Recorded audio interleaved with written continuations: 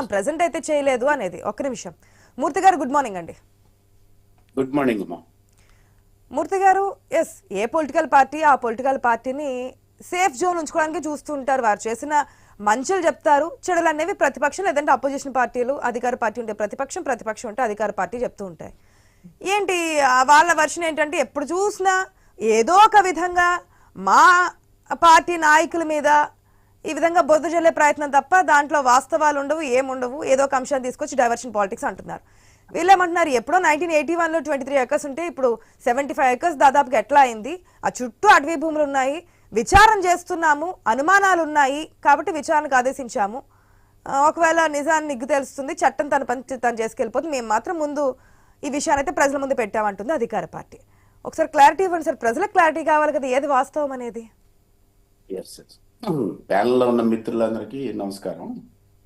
ఆశాజీ, మనం ఇప్పుడు వాళ్ళ వాదోపవాదాలతో నాకు సంబంధం లేదు. ఇప్పుడు ఆరోపణలు అంటున్నారు. ఎన్నికలకు ముందు ఆరోపణలు, ఎన్నికల తర్వాత చర్యలు ఉంటేనే ప్రజలు నమ్ముతారు. అయిపోయి ఈ ఆరోపణలన్నీ 2001 నుంచే వింటున్నాం. పెద్దిరెడ్డి గారిది ఈ రోజు కొత్త ఆరోపణలు కావు. కిరణ్ కుమార్ రెడ్డి గారి టైంలో రమణారెడ్డి గారు అనుకుంటా ఒక ఆయన మీద 2 సార్లు దఫా ఈ పెద్దిరెడ్డి గారి యొక్క కుంభకోణాల గురించి అని చెప్పి ఆరోపణల మీద వాటిని కమిటీలు వేశారు, ఎంక్వైరీలు జరిగి అన్నీ అయిపోయాయి. ఇక్కడ ప్రజలకు కావాల్సిన ఇదేంటంటే ఆరోపణలు కాదమ్మా, ఈ అనుమానాలు, ఆరోపణలు, ఇవి విని విని విని విసుగొచ్చేసింది మాకు. ఇప్పుడు ఎన్నికలకు ముందు ఈయన 40,000 కోట్ల ఇసుక దందా చేశారు అని చెప్పి అన్నారు. అప్పుడు ఆరోపణ.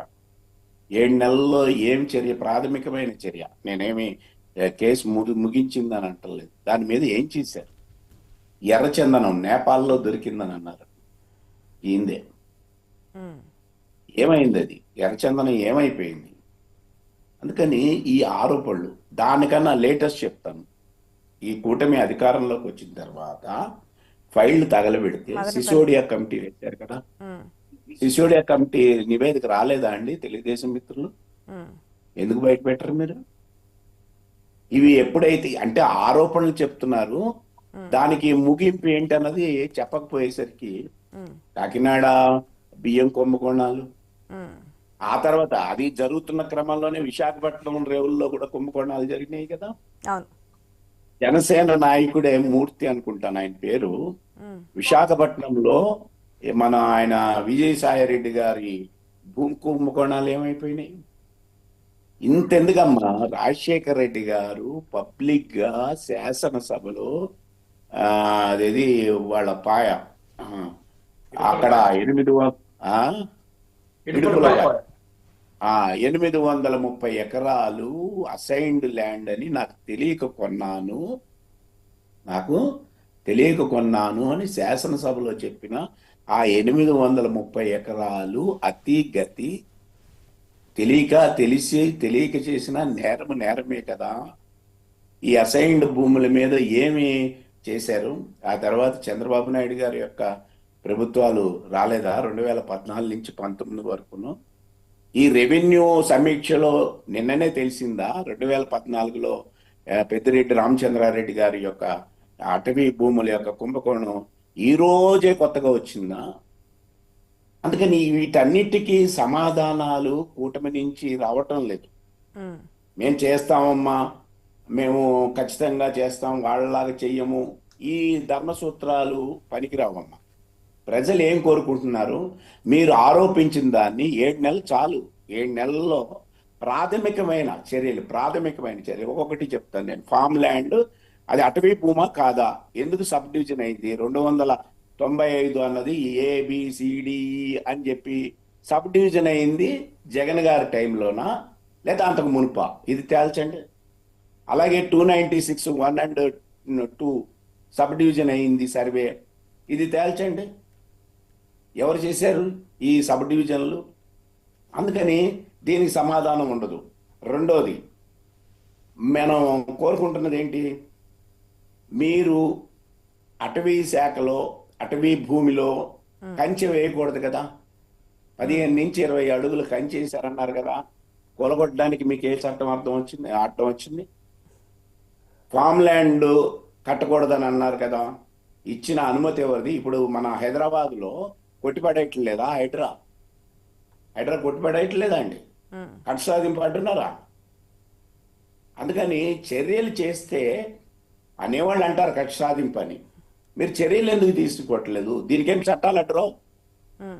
అటవీ శాఖ అసలు సంబంధించిన వాళ్ళకే ఒక భూమిలో డౌట్, అది అటవీ శాఖకు సంబంధించి ఉందా లేదా ఏంటనేది విచారణకి వేస్తున్నారు ఇప్పుడు.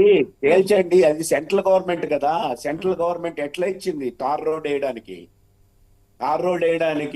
అదే అని చెప్తున్నారు, పర్మిషన్ కూడా ఇచ్చారు తార్ రోడ్ వేసుకోవడానికి అని చెప్పి నిన్న రామచంద్రారెడ్డి చెప్తున్నటువంటి స్టేట్మెంట్. పెద్దిరెడ్డి రామచంద్రారెడ్డి గారే ఓపెన్ గా నిన్న డిబేట్ లో ప్రెస్ మీట్ లో చెప్పారు. ఏమని చెప్పారు? మేము ఢిల్లీ నుంచి పర్మిషన్ తీసుకుని రైతులు వాళ్ళ పొలాలకు వెళ్ళడం కోసం ఈ 30 అడుగుల తార్ రోడ్డు వేయించాను అని అన్నాడు. అంటే ఎవరిచ్చారు పర్మిషన్? ఢిల్లీ కదా. ఆ ఢిల్లీ దర్బార్కు సంబంధించిన డబుల్ ఇంజన్ లో ఒక ఇంజన్ ఉంది కదా ఇక్కడ. డబుల్ ఇంజన్ లో ఒక ఇంజన్ ఉంది కదమ్మా, మెయిన్ ఇంజన్ అదే. అటవీ శాఖ భూములు అనేవి ప్రధానంగా ఎవరి చేతుల్లో ఉంటాయి? కేంద్ర ప్రభుత్వం.